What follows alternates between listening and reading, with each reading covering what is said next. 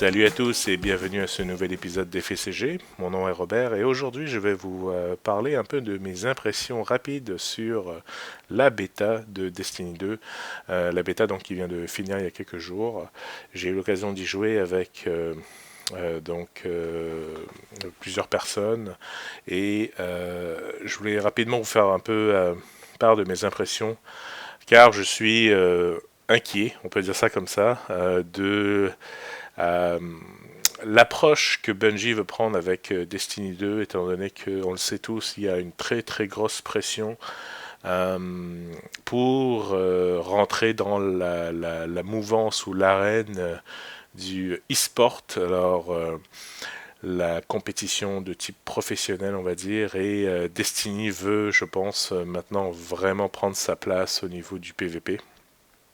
Alors, pas au point d'être un Overwatch ou Counter-Strike ou autre style de jeu au niveau du PvP, mais euh, voilà, la bêta proposait deux blocs, en fait trois si on compte le PvP, mais il y avait le mode histoire évidemment, que je ne reviendrai pas là-dessus. Très sympa, on s'amuse bien, on peut voir aussi l'envers du décor de Destiny 1, alors ça j'ai vraiment très bien apprécié. Deux maps, deux modes de PvP où on pouvait vraiment voir un peu ce qu'on pouvait faire. Il y avait un nouveau mode de défense et capture aussi qui était disponible. En général, et là ça reflète exactement ce que je disais au début, c'est que le PvP en général, ça va quand même assez bien. Donc les gens qui y ont joué ont quand même apprécié les phases de PvP. Pour ce qui est du strike, donc en plus un mode PvE, donc qui est la vidéo en fait que vous voyez, le strike de Saturne est quand même assez diversifié, on va dire, les décors, que ce soit au niveau des décors, que ce soit au niveau des mini mécaniques que vous avez, le boss aussi très intéressant. Mais là où je voulais en venir, là où je suis inquiet, c'est vraiment faire part un peu de mon inquiétude sur deux choses. La première, pour le choix d'avoir vraiment modifié complètement la catégorisation des armes. Je n'aime vraiment pas ça, dans le sens où auparavant on avait des armes primaires, secondaires et lourdes. Et très souvent, donc, les armes secondaires, c'était des trucs du genre fusil à pompe, ou fusil à pompe, donc sniper ou bien fusion, donc des armes qui en général sont plus fortes que les armes primaires, mais dont les balles sont moins grandes, donc on utilise pour se sortir un petit peu d'une situation, on va dire, un peu difficile. Et on a également la catégorie des armes lourdes où là c'est le lance-roquette, c'est la mitrailleuse, c'est les épées.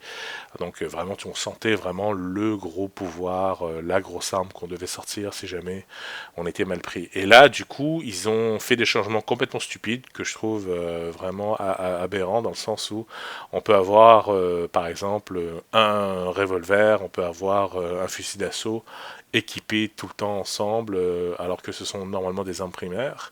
Et on se retrouve des fois avec un, un sniper ou un fusil d'assaut ou ou un pompe en arme lourde. Alors c'est vraiment pas quelque chose que je trouve pratique. J'ai eu beaucoup de mal aussi à repérer mes balles, à savoir quelle était l'arme que j'utilisais, est-ce que c'était l'arme secondaire ou primaire. Alors du coup, j'espère vraiment que ils ont donné la confirmation que ça va rester comme ça va être le nouveau modèle qu'ils veulent faire. Et là, c'est là qui est mon plus gros souci, c'est que, et ça c'est fait seulement et uniquement parce qu'ils veulent rendre les matchs de PvP moins shotgun friendly, on va dire, donc beaucoup moins à la pompe, au sniper de loin pour les joueurs qui campent de loin. Est-ce que c'est la bonne solution pour le PVP peut-être, mais en tout cas pour le PVE, par contre, on prend une grosse claque. On a l'impression de tirer vraiment de la merde. Et puis, bref, ça me retient beaucoup. Donc après, ils vont peut-être faire des changements. Ça va peut-être être pour le mieux, je ne sais pas, mais pour l'instant, mon impression initiale est vraiment négative là-dessus. Et par contre, je dois dire un point quand même on va dire, qui est bien, c'est la remanipulation, on va dire, des habilités. Un des points. Alors, ce que je veux dire par là, c'est que je n'approuve pas complètement à 100% le choix qu'ils ont fait pour certaines habilités.